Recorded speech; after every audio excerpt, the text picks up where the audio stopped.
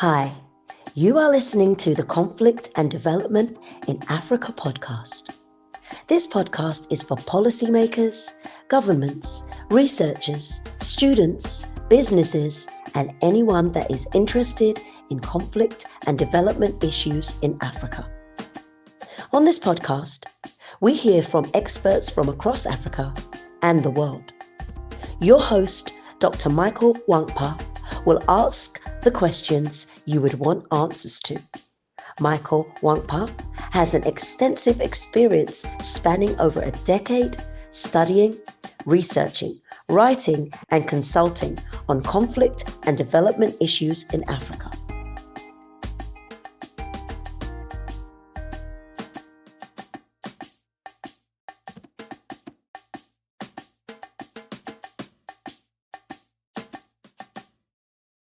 Hello and welcome to another episode of the Conflict and Development in Africa podcast. I'm your host, Dr. Michael Nwankpa. Today we're going to be looking at the recent U.S.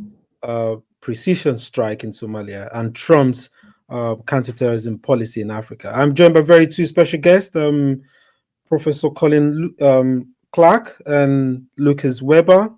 Professor Clarke is senior research fellow and director of research at the Soufan Group and Soufan Center. His research focuses on domestic and transnational terrorism, international security, and geopolitics. He has previously worked as professor at Carnegie Mellon University and a senior political scientist at the RAND Corporation.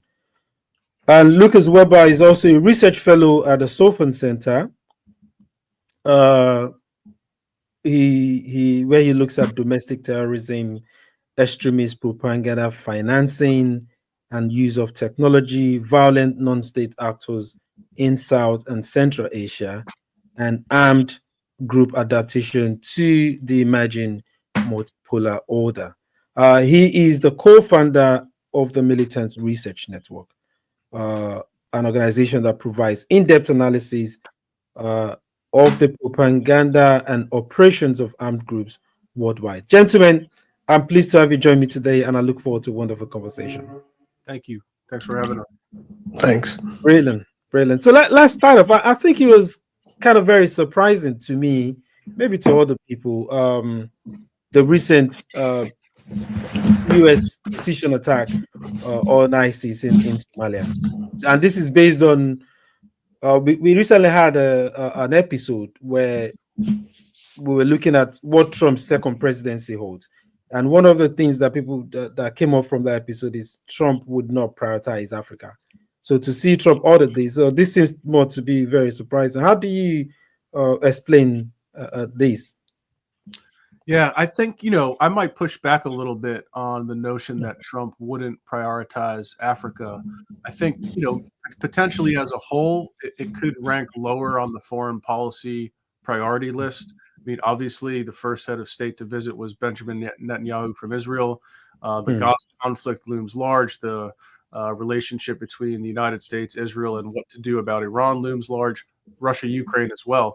But there's been, murmurings that Trump is going to appoint Peter Pham as a special envoy. He was a special envoy to the Great Lakes during Trump's first administration, really knowledgeable on African policy, someone that cares a lot about Africa.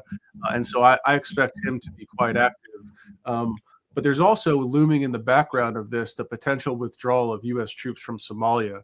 Just this week, in fact, yesterday, we've heard more talk about orders, the Pentagon ordering U.S. troops to withdraw potentially from Syria. Somalia could be next. And I think, I was quoted in a New York Times article by Eric Schmidt on the Somalia strikes as saying, if Trump is going to pull troops out of Somalia, he's going to kind of look for some muscular actions first as a prelude before doing that, in a way to kind of emphasize that the U.S. can still contain the threat even without a physical presence. Although personally, I think that's a bad idea. Oh, thanks for the pushback, and I know Peter Pham's work. He's very solid. So I do see your point there. Lucas, do you agree with Colin's take on this, or do you have a different opinion? Yes, well, what we're seeing very early is a fast and aggressive move to consolidate U.S. security policy. So what we're likely seeing is a reduction in terms of the number of security issues they want to put primary focus on, and a kind of consolidation on a few different security issues. This one kind of, the sense we get is that it starts at the U.S. homeland and works out. And Somalia is interesting because the group we'll be discussing today, the Islamic State branch in Somalia, has been showing signs, particularly over the last 3 years, of trends of internationalization. The transnational threat from this branch is quite peculiar.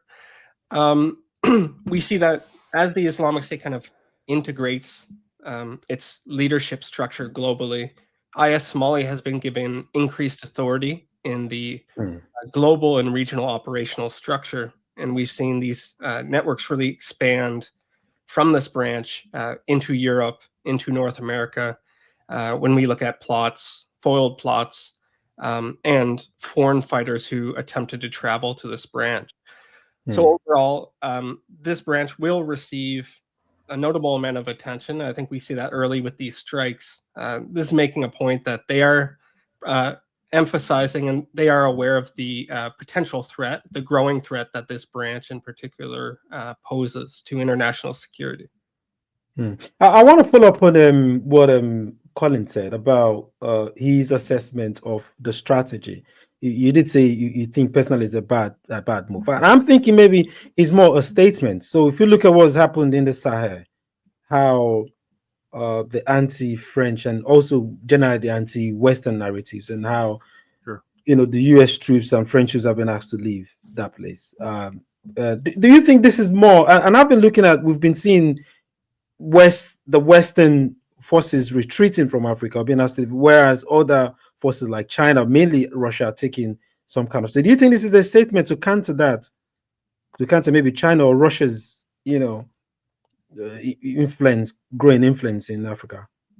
It's hard to say because I see a lot of kind of policies working at cross purposes. Let's say I'll give you an example. Cutting or withdrawing, reducing USAID to me is a sign that the administration doesn't fully understand great power competition. Because how are we going to compete with Russia and China when we're withdrawing our military, we're withdrawing our aid, right? This harkens back to kind of like Fortress America, almost neo-isolationist streak. And look, let's be clear. I don't think the United States should be in any more wars or any more conflicts. But there are certain parts of the world where we do have a military toehold, and that toehold in and of itself allows us to project influence, to project power, and it allows critical intelligence assets, intelligence, surveillance, and reconnaissance assets that are crucial to continuing to fight against the Islamic State's global network. Lucas talked quite a bit about IS Somalia, which I think, when you look at some of the other branches, ISIS-K in Afghanistan, right, gets a lot more attention these days, and for good reason. But ISIS Somalia actually is such a crucial logistical and facilitative node in the broader global network. Lucas and Caleb Weiss had a really great piece on this in the CTC Sentinel a short while ago, and Aaron Zellin in War on the Rocks has done a masterful job at kind of laying out how the Islamic State's global network functions. And ISIS Somalia is a critical linchpin in that network. So, this is a challenge that is not going away. And as we've seen elsewhere, and I think we're likely to learn it this coming year in Syria, we can talk about all the factors and variables that contribute to a growth in terrorism, but geopolitics, which are inherently sometimes very difficult to predict, look at the fall of the Assad regime as an example, can impact what's happening on the battlefield. And there's a number of developments that I'll be watching closely this year that are likely to impact the terrorist threat in the Horn of Africa. One of them, and we can get into this if you'd like to at some point, is the potential recognition of Somaliland as an independent country and what that could do to geopolitics in the nation. And then I would just throw in there as well, looking at some of the other groups active in Somalia, the growth of al-Shabaab and potential Iranian sponsorship, as well as a growing relationship between al-Shabaab and al-Qaeda in the Arabian Peninsula, and al-Shabaab and the Houthis as well. So a big hornet's nest of states and violent non-state actors in that part of the world. I'm glad you mentioned all of this, and I'm glad you mentioned Somaliland, because one of our highest viewed episode is one on Somaliland recognition. So I'm going to come to that in a minute, but let me let's zone in on ISIS Somalia. So we saw with the killing of the ISIS Caliph Abu Baghdad, I think in 2019. So what we saw is the ISIS process. Africa became more like the center.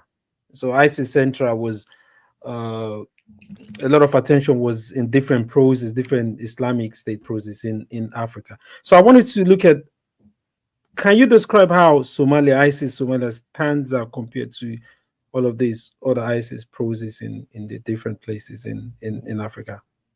IS Somalia has become a central hub. When we look at the Islamic State's Directorate of Provinces, for instance, IS Somalia has become the base, essentially the leadership of the regional IS kind of logistics operations network in the region. We've also seen that it's really risen as a global financial hub. It's even, as Colin mentioned earlier, with the increased threat from Islamic State Khorasan province in Afghanistan and Pakistan, IS Somalia, as reported by the UN monitoring team, they actually transferred something like $25,000 US to the Islamic State Khorasan province. And we know that there's some involvement from, or some kind of support given from IS Somalia to the Islamic State in Afghanistan and Pakistan to help bolster its operations. We also see this across the African continent. So IS Somalia, its leadership, they've been given increased authority in the region and globally over recruitment, sending trainers to other conflict theaters, sending financial support, and all kinds of kind of logistical bolstering in the region and globally. So IS Somalia is, particularly over the last 3 years, a rising transnational threat to both U.S. interests and international security. So it definitely needs to be, there needs to be vigilance in terms of how to approach and address and contain and degrade IS Somalia. And this includes on the battlefield and online as well. Something we've seen, for instance, is that IS Somalia has a growing supporting propaganda apparatus that publishes news and religious instructions and all kinds of media content in a number of regional languages. And one, to wrap it up, one international kind of implication of this is that IS Somalia has been increasingly gaining traction with diaspora communities, segments within these communities abroad, whether it's in Europe or North America. So we received a wake-up call earlier in January that with the New Orleans attack, just how much of a threat the Islamic State poses to the U.S. homeland. And IS Somalia is really a growing presence or force in this sphere of transnational reach. Collins, let me follow up on what Lucas said about the New Orleans attack. I'm looking at how ISIS in Somalia, and how much of a threat is it to the U.S. homeland? Look, I think, after the New Orleans attack, I kept getting the same question, which is, are we at the beginning of a new wave here of homegrown violent extremist attacks inspired by the Islamic State? And my honest answer was, I don't know. I'm not a threat inflator. I'm not an alarmist. But I am somebody that takes this threat seriously. Folks like myself and Lucas, our colleague Clara Brockhart, many others in this same space are constantly tracking and monitoring ISIS propaganda. And putting it in context, it remains a threat. I look at it as a constant, steady threat. And again, sometimes that ebbs and flows in response to geopolitics and in response to counterterrorism pressure. And I think that's one of my concerns is with the shift in resources away from counterterrorism toward great power competition, with what's happening in the United States now with cutting staff of the intelligence community, forcing people to retire, and what you might argue is the current administration, really pressuring the intelligence community, the FBI, the CIA. That to me is very risky. It's myopic because what happens there, and we saw this last year in 2024 in Iran with the ISIS-K attack in January, with the ISIS-K attack in Moscow in March, in Russia. Both those intelligence services, right, the Russians and the Iranians, are busy persecuting political opponents, domestic political opponents, harassing LGBTQ folks, doing all sorts of things that are not counterterrorism related, and they were both hit. And that was with the benefit of a U.S. warning in both cases. I worry at home that we're going to be distracted with so many things that aren't counterterrorism related that it makes us even more vulnerable to getting hit on the homeland, because there's no shortage of groups, whether IS Somalia, IS, Khorasan, and many others that are agitating and would love nothing more than to hit the United States on U.S. soil. And frankly, we're overdue. We've been blessed to have world-class intelligence services. But again, the enemy gets a vote. They're relentless. And we see that every day as we're monitoring their threats and growing capabilities, frankly.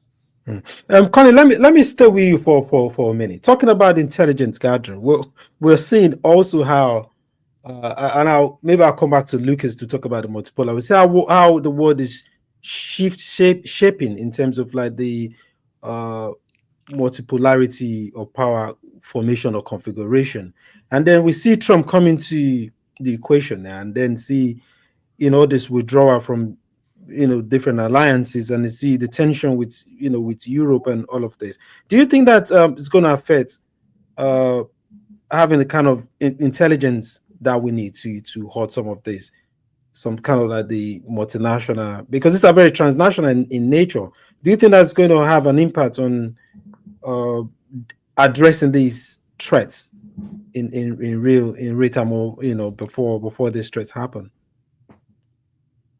So I guess my question is, do you think these tensions can in a way adversely impact on the sharing of intelligence, and all that could be instrumental to preventing many terrorist attack on Is this the web? for me or for Lucas or for both? For you, Colin. Sorry. Look, I think anytime you are distracted, you are bickering with allies, which we're doing. We've been kind of antagonizing the Canadians.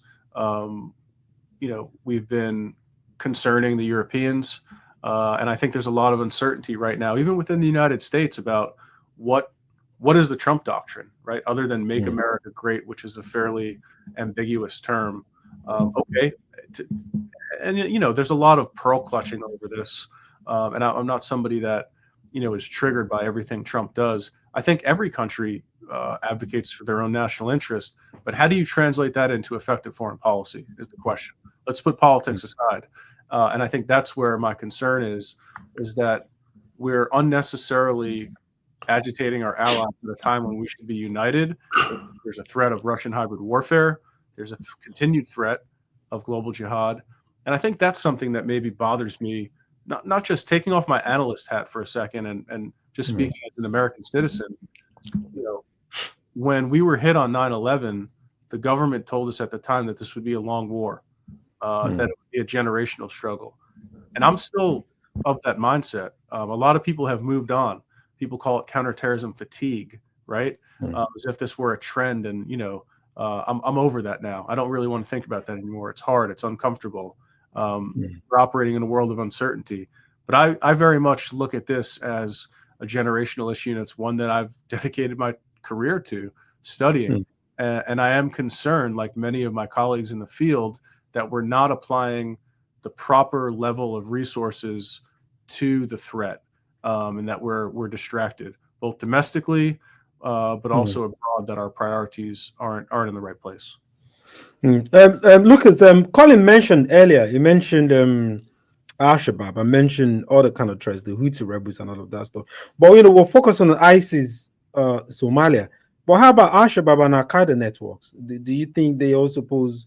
Whilst we're focused on ISIS, Somalia, do we kind of like take our eye off them, or do they? What kind of threats do they present? Lucas, we can't hear you. I think you're muted. Sorry.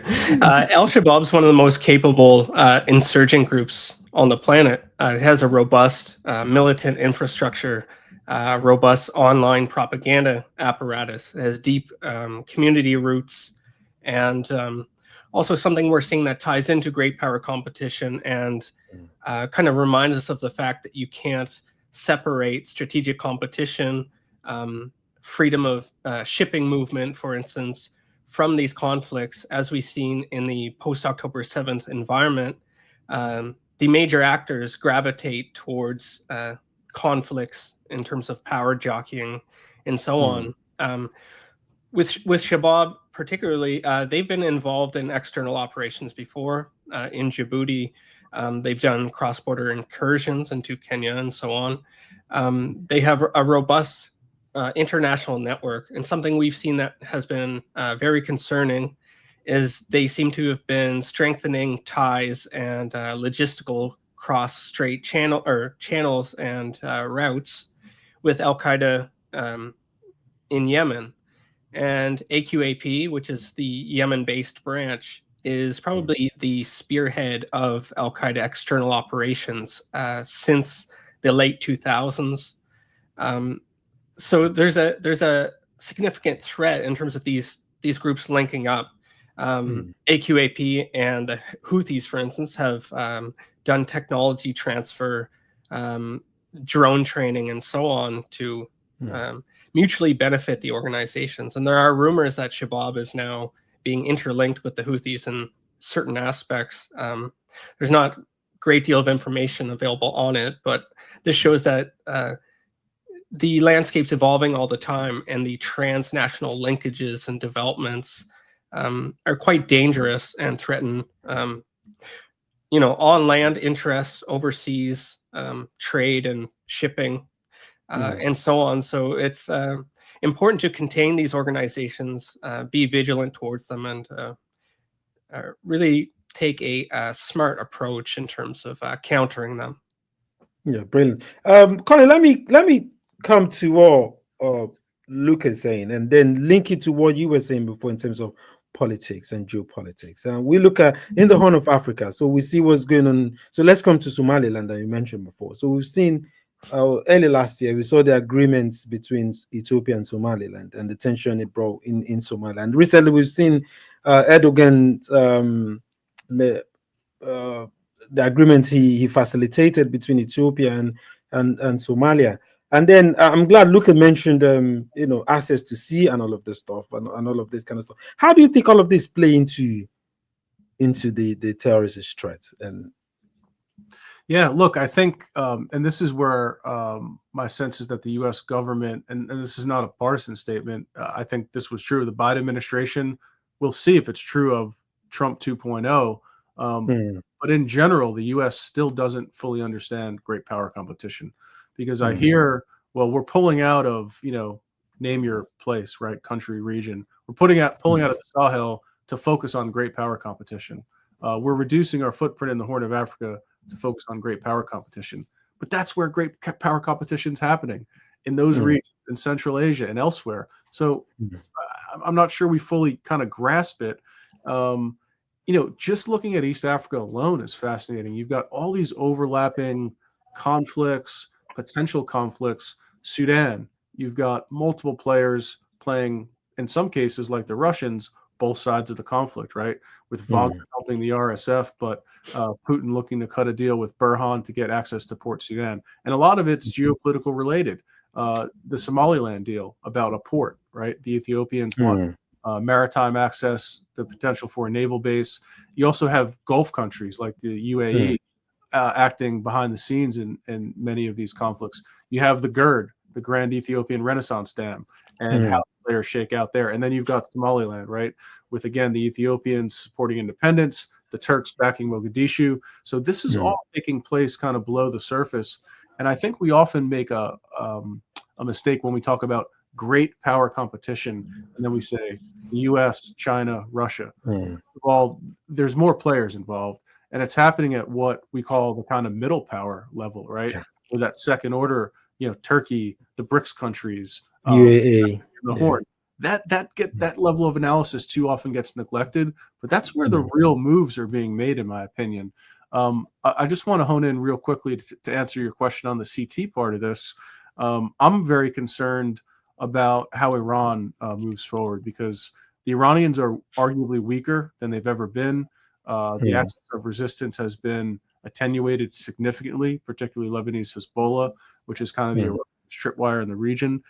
So weak and desperate countries often, take desperate measures.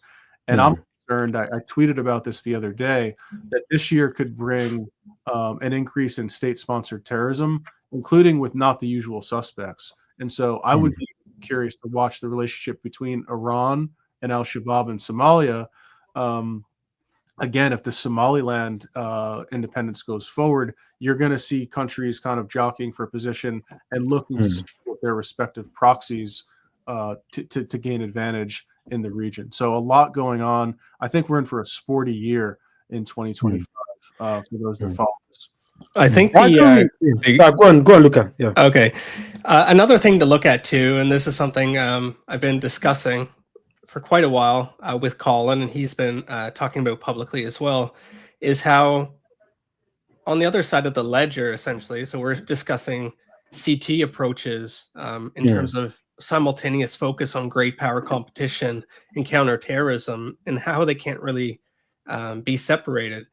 But what we're seeing also is that terrorist groups, insurgent groups, militant groups, they're learning organizations. And when we look at, for instance, their propaganda strategies, their operational strategies, they're quite public and overt about how they're looking at the shifts, the macro shifts in the global landscape, and adjusting their approaches and strategies in how they actually operate.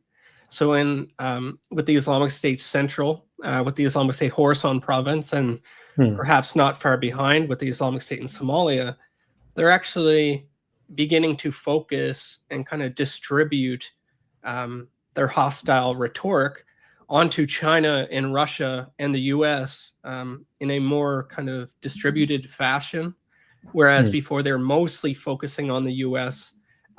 But now we're seeing that they're talking about great power competition.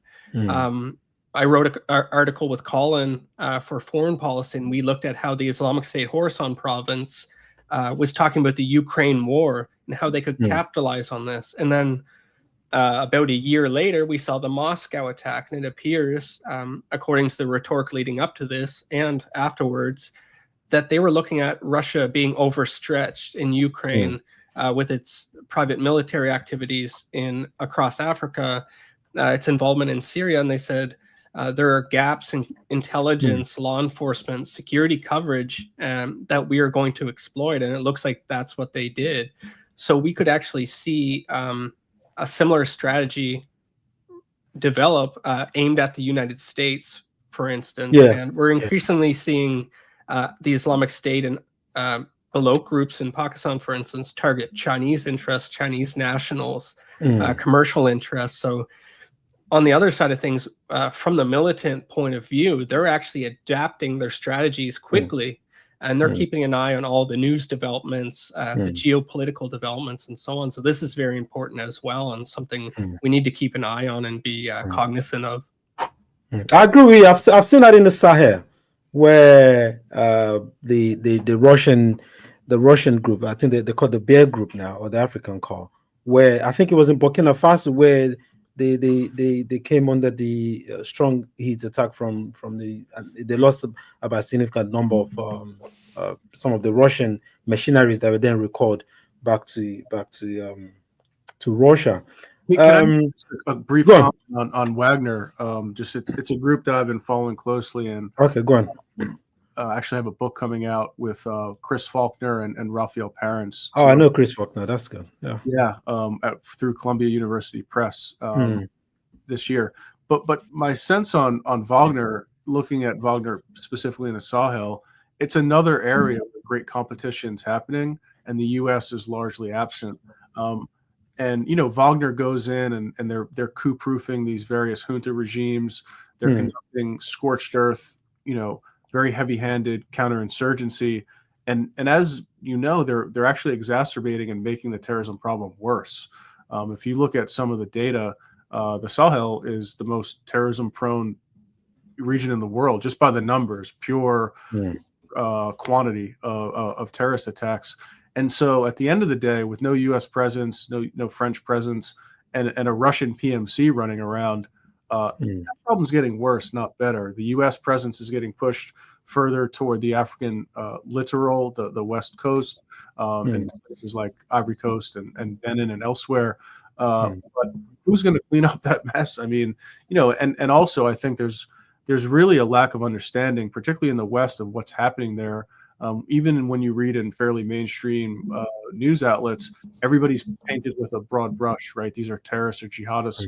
When you dig down, some of these conflicts are pastoral, agrarian, clan-based, ethnic. They're not actually related to global jihad whatsoever. So I think, without a greater understanding of that, we're really at a loss when it comes to operating in that part of the world.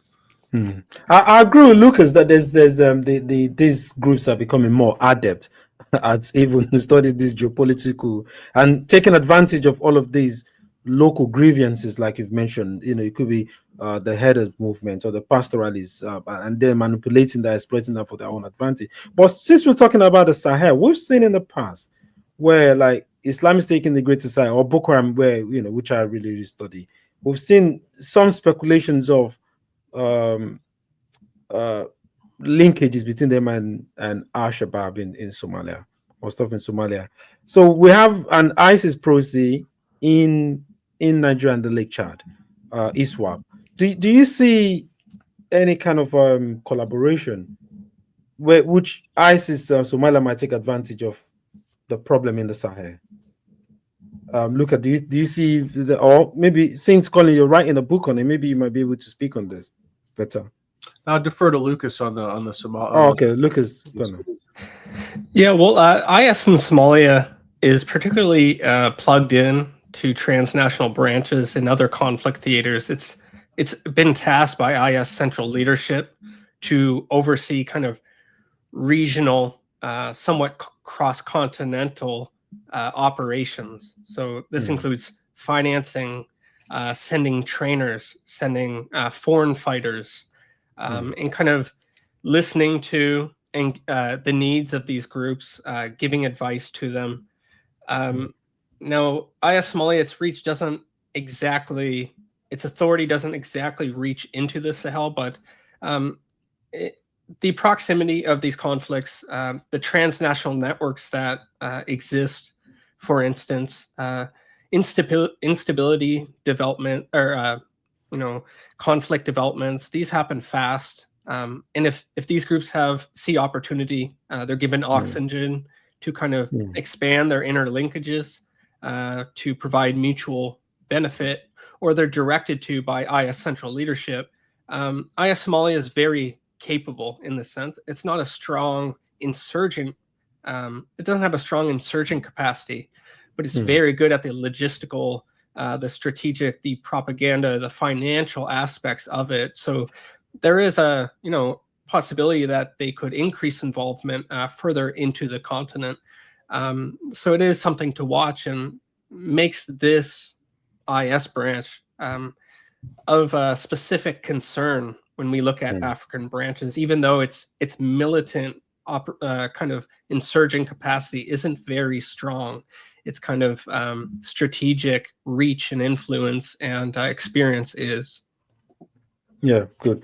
Colin, there's not much details about the kind of damage that this recent strike had on IS Somalia. Do you have any insights into the level of damage it have, or what impact it could have on this group operation? It's hard to say. This wasn't the top, leader of IS in Somalia. It was, a high-ranking individual. Look, this gets back to the whole kind of cliche of whack-a-mole, where what difference does it make if you're kind of conducting these pinprick strikes and taking out leadership when the group is really focused on kind of the next man up? I think Lucas made an important point, though, that I want to hone in on a little bit, which is, that IS Somalia doesn't have this impressive kind of insurgent capability. And this is where a lot of times folks will use the terms insurgency and terrorism interchangeably, but insurgency is really more about a long-term strategy to take over the government. And IS Somalia is really kind of almost operating in that pure terrorism mode, right? Where they're enabling attacks elsewhere. They're helping kind of play that logistical or functional role. And they're kind of lying in wait, biding their time. And so I think that's a really important distinction at the moment. And it's going to be interesting to see, to the extent that the Trump administration puts out a formal counterterrorism strategy, how they explain that strike, and kind of, is that married to a broader strategy, or are we kind of relying on tactics again? I really would like to see a kind of lay down or explanation about what's the plan, right, in that part of the world. Especially if there's going to be a troop withdrawal, is this kind of a further argument for what we call over the horizon counterterrorism? And I don't expect the administration to use that term, mostly because it's closely associated with the Biden administration, and anything that, the Biden administration talked about, Trump is keen to move away from or frame differently. But that's essentially what it would be without any kind of ground presence there, right, is relying on ISR, signals intelligence to kind of go after targets. So that's something that I'm hoping to see at some point in the administration's tenure is what does the strategy look like? How are they thinking about this? How are they approaching counterterrorism? So we've seen I think, are we returning to what we see under the Obama administration, where we see a lot of use of drone strike targeting these terrorist leaders? And we've also been seeing in the last couple of years withdrawal of troops, like mentioned, in Afghanistan. We've seen, I think during Trump's first stuff, we see withdrawal from Somalia. We're seeing from other places. So is this sort of give us a glimpse into what strategy might be? Maybe it's going to be like more technology, drone strikes, light military footprints, or troops on the ground kind of a thing. Do you think that's the case here? Again, I always say this, that Trump is the most difficult person to predict what he's going to do, because this is somebody that's largely talked about withdrawing from the Middle East, and then he turns around a couple of days ago and says the U.S. is going to own Gaza and potentially could do it with the U.S. military deployment. So, figuring Trump out, good luck. One day it's one thing, the next it's the total 180-degree opposite. So, and again, that's why I went back to some kind of guiding document. Will the administration put out a formal strategy? I think it should. Or is this going to be an adhocracy where it's foreign policy through social media posts? I lived through that once. I'd really prefer not to do it again, where policy is made on the back end in response to whatever he tweeted out or talked about that day. I'm hoping to see more discipline this time around, because look, the world is a dangerous place. We need to take the foreign policy process seriously, and not something that just we're kind of throwing darts and seeing where they land. Okay, brilliant. So let's come to the because I'm aware of time. Let's come to the end of this. So I'm going to give each one of you like some few minutes, 3 to 5 minutes, to talk about in the long term. How do you see the Islamic State activity shaping out in Somalia and Africa at large, and how do you see the US and other kind of allies responding to that, and what ramifications can we predict as well? So, Lucas, if you want to go first. Yeah. So one comparison I've been making carefully, I watched the kind of rise as did Colin. Colin's done great work, and he was one of the earliest analysts to warn about this trend. And this is something that's making us uneasy when we look at IS Somalia also, is if we look at the Afghanistan-Pakistan branch, for instance, we saw that it was involved in some international terrorist operations, incidents, had some networks abroad, but it was largely and primarily regionally focused. But then we saw some shifts, for instance, in its rhetoric, in its regional targeting of international interests, of foreign nationals, diplomatic targets from foreign countries.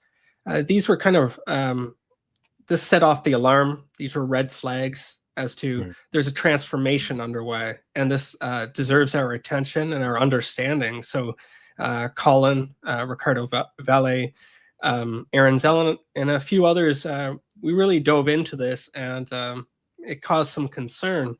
And now, as we've seen, the Islamic State Khorasan province has built up an extensive transnational propaganda apparatus, publishing propaganda in more languages than any other branch since the height of the caliphate. And they're conducting serious external operations abroad. So there are some similarities we're seeing, mostly over the last 3 years, with the IS Somalia branch in terms of its international outreach, its expanded external operations linkages in Sweden, in North America, throughout Europe. Its kind of propaganda expansion in terms of supporting kind of semi-official, unofficial outlets on the internet across many platforms, messaging applications, and so on, in terms of outreach, building international support, kind of reaching out and guiding operatives abroad. So we're seeing a lot of these kind of red flags, warning signs. We can't say that it's going to play out exactly as it has with ISKP in Afghanistan and Pakistan, but that should provide a kind of template for us to look at and be vigilant and pay attention to what we're seeing with IS Somalia as it becomes a global hub for kind of operations, for financing, for sending trainers around. Early in the year, for instance, in December or in January, we saw that the Islamic State was kind of showing off in video through its official propaganda, the foreign fighters in its ranks. And we've been seeing alarming reports about the kind of drastic growth of foreign fighters within its ranks. And so these are all warning signs and things we should pay careful attention to. And it's why this branch in particular has kind of drawn my attention and concern, essentially. Oh, thanks. Colin, if you want to come out. Yeah, look, I mean, I have a lot of concerns about Islamic State and growth in Africa. Our colleague Wasim Nasser has reported on this extensively and has done some really excellent work. But if you just look around sub-Saharan Africa itself, right, you have ISWAP, Islamic State Sahel Province, or Islamic State Greater Sahara, ISGS, right, whichever you want to call them. You have IS in Mozambique, IS in the DRC. You have activities connected to South Africa, IS in Somalia, and that's to say nothing of the Al-Qaeda groups on the continent like Shabab, JNIM, whatever remnants of AQIM are running around in parts of North Africa, Algeria, elsewhere. So this is a kind of perfect storm of militant groups with very few, competent military and security forces combating them. And then you have instances, and I've written about this in the past with Jacob Zen, where there's sometimes kind of a temporary détente or almost quasi-cooperation between certain groups, mostly competition, but that also drives the groups to innovate and to learn, engage in learning, which Lucas referenced.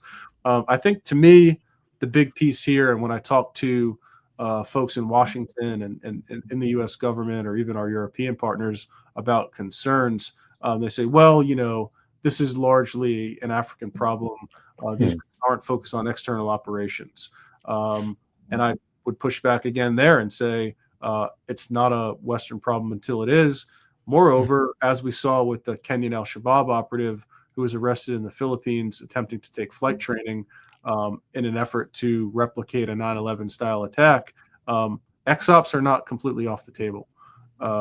This is something that I would be very concerned about. And moreover, Lucas referenced this. There's foreign fighters that are flooding into these groups. They already possess a transnational capability. He referenced some of Shabab's extraterritorial activities. I'd add to those the attack in Kampala back in maybe, was it 2010, surrounding the World Cup. 2010. Yeah. So like these are regional issues, and to me, they're transnational ones as well, especially when, go back to my kind of key theme here, not to be overwrought on this, but we're not putting the appropriate level of resources against the threat level. And when you marry capability and intent, which some of these groups are really demonstrating, that's when we run into serious counterterrorism issues. Well, it does look bleak, but I don't think it does look bleak. And hopefully, those that will take note of this will definitely take note of this, so that we don't have a repeat of what we had in the past. Because from every indication, it does seem, and I've always seen this. We've seen this. I think I've forgotten the name of the author now. Where I think it was Jason Warner. I think we had Jason Warner a couple of episodes ago. Excellent looking at excellent work that he did there. So yes, I hope they will listen and we'll be able to prevent some of the catastrophic terrorism that we've had in the past. But anyways, thank you, gentlemen, for your time and your very rich insights into the subject. I really appreciate it. I'll keep you posted once this is aired. Thanks so much. Appreciate it. Thanks for having us. And enjoy the code, Lucas. All right, Collins. Cheers. Take care of yourself now. Bye.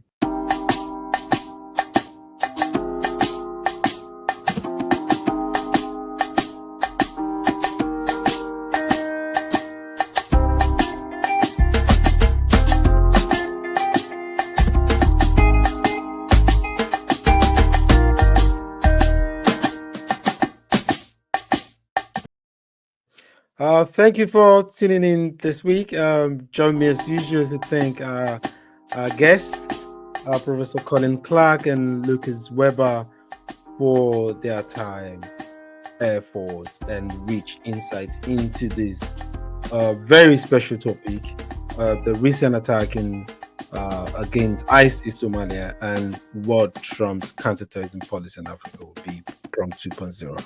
For now, stay blessed, and I'll see you next week.